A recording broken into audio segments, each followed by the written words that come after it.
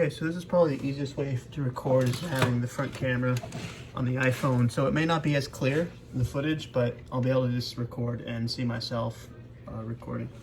So another sacrifice here. So I took the top off and it's a little shorter and I plugged it in, and there's a little button here that will allow for you to put it in. So that I don't think it's gonna actually work in this one. Let's see if I can actually create suction here. Okay, so this is actually not even on right now. So let's see if we can make sure we turn that on.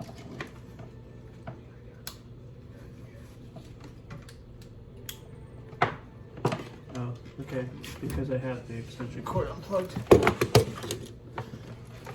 let's try that. We'll just go ahead and there we go. So it's a little light in there.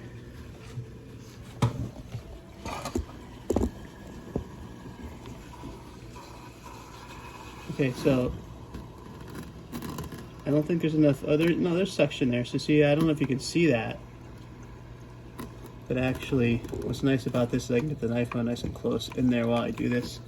So it's picking up some gravel there, and I lift it up to let it out. And you can tell that you've sifted it in this stuff because the lighter sand, which is underneath, will fall back down on the top. So you can kind of go through little piles of it. And then you can't really see, but up top, it's slowly flowing out of here. And when it's deeper in, it'll flow more out of this. And you can take this off and rinse it out and reuse it. So it's kind of like a endless vacuum system. You probably would want to clean out the interior and then also the filters every once in a while. But I do like this over traditional vacuum methods where you siphon stuff out, because at that time you're like kind of limited to how much water you want to take out. And this one is just kind of endless. You can just keep on doing it. So one thing that I'm seeing that I don't know if you see is that there's a lot of black sand that's getting caught in the vent. So what I do is turn it off for a second. I'll lift it out and shake it out and let it fall out. And then I'll just go back in. But it still looks like there's black sand in there. And I think it's because there's not a lot of water in here to help filter that out.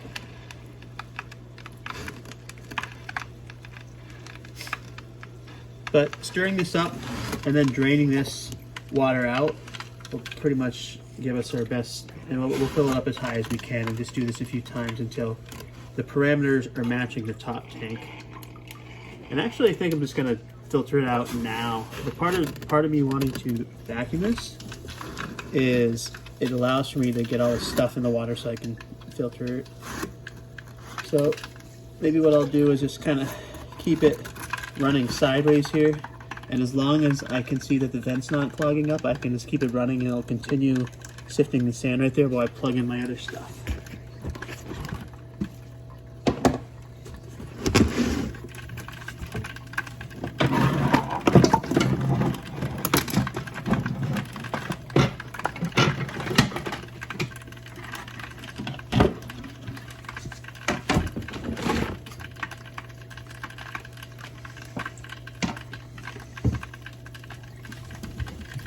Alright, so that's sifting. And I have this big bucket. I'll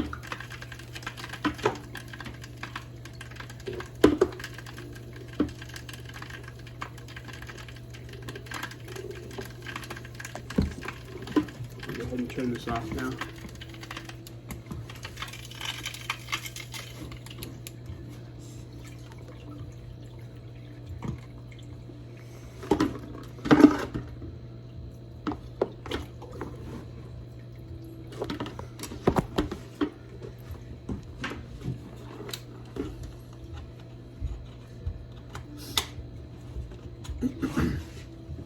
Alright, so I dropped a big pump in the tank and I have it hose running into here, and I just threw the filter there so it has somewhere to put it where it's not wet or dry. And so I'm just going to pump this stuff in when I turn the extension cord on. The power's off and I have everything plugged in. When I turn it on, it will start pumping that water out. But before I do that, I actually want to turn off this. And so in the back, this is where it's kind of tricky and I need a better system. I temporarily hooked up two different sets of sleeves, but I actually have black timer sleeves I'm going to mount here instead. And so it gives me 10 timer slots and then 10 regular power. So I have total of 8 outlets I can use, or 20 outlets I should say, but 10 that are timed. And so there's a lot of things I can add and automate in terms of this whole system of this little tiny fish tank. I can really automate it. And so to find the back one, it's one of these back ones here.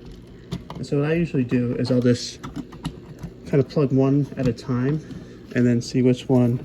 But usually you can tell because the one that's heated or pumping will have a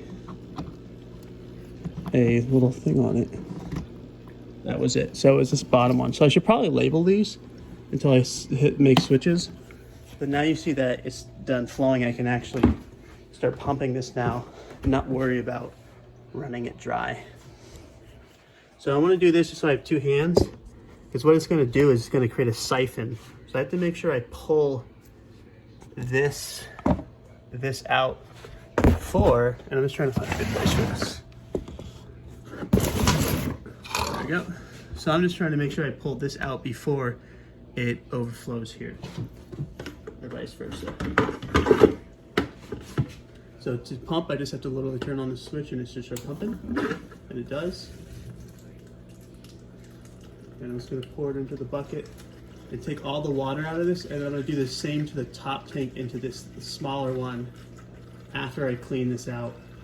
And what I should probably do now is I should probably, while I'm pumping this, just sift some of the sand a little bit just to get some of that stuff out of there, right, until it takes it all out.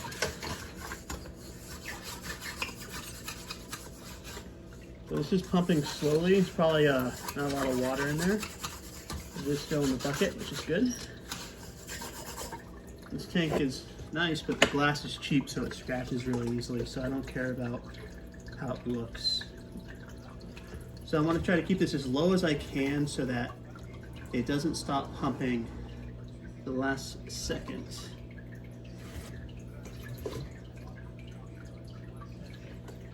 Right, so it looks like we actually, oh, okay, so there's actually a hose that's letting some water out.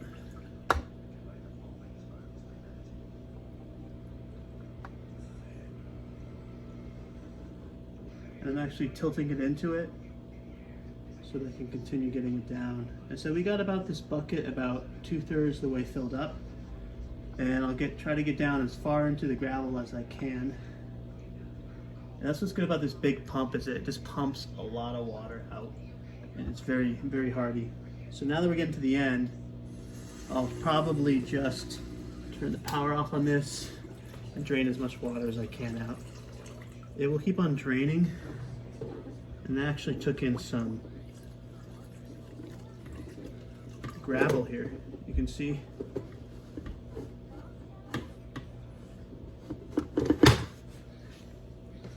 Okay, so to keep everything not wet, I have a bunch of buckets. So I have a big bucket here, and I can drop stuff in the side here and keep it dry. And I also have some salt in there.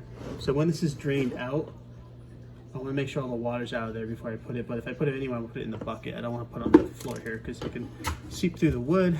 You can do a lot of stuff. So I try to avoid that. And so I'll just put it in the bucket for now. And also, I know this isn't the best power method, but I'll unplug this now so that that's plugged in. It's not going to turn on me.